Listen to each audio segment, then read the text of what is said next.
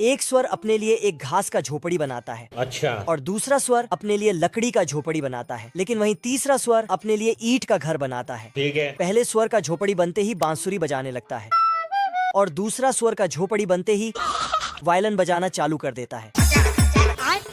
फिर साला तीसरी स्वर के पास आकर उस पर हंसता है। एक दिन मर जाएगा कुत्ते की मौत। लेकिन ये बोलता है अपने आप के समझल कि हम राजा हैं। पर ये लोग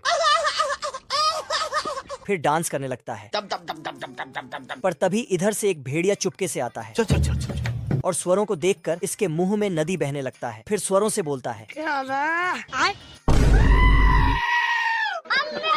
तो स्वर अपना झोपड़ी में जाके छिप जाता है। लेकिन एक स्वर पकड़ाते पकड़ाते बच जाता है। फिर दौड़कर अपना झोपड़ी में घुस जाता है और वेलकम मैसेज वहाँ से हटा देता है। अच्छा। लेकिन भेड़िया तो बिना वेलकम के ही आ टपकता है।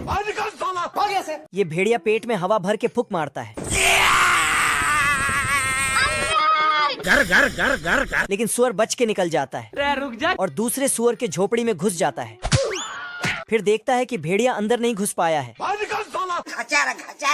तो भेड़िया अपना आधा इंच का दिमाग लगाता है। अब देख तू। और दांत दिखाते हुए वहाँ से चला जाता है। अच्छा। तो ये दोनों बाल बाल बच गया रे देवा। रोम रोम भाइयों। फिर भेड़िया भेड़ बन के वापस आता है और दरवाजा खटखटवाता है।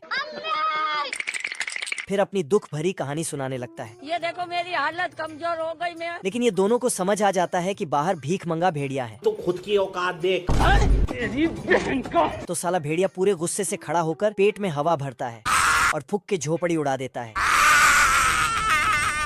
ये कैसे हो गया है? बाप रे खाने कुत्ते। फिर ये दोनों अपना जान बचाकर तीसरे सुअर के पास भागने लगता है। लेकिन भेड़िया उन दोनों का पूंछ पकड़ लेता है। पर तभी दोनों सुअर तीसरे सुअर के ईंट वाले घर में जाके छिप जाता है। फिर ये सुअर गाना गाते हुए बजाने लगता है। तभी वो दोनों नाचते हुए आता है।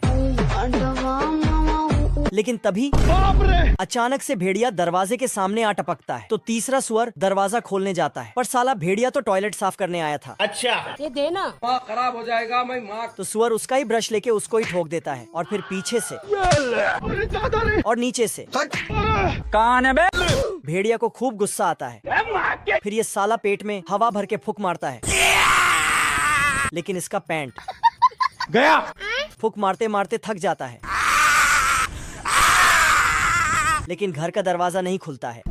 तेरी बहन का। फिर ये अपना आधा अधूरा दिमाग लगा के ऊपर से अंदर घुसने चला जाता है।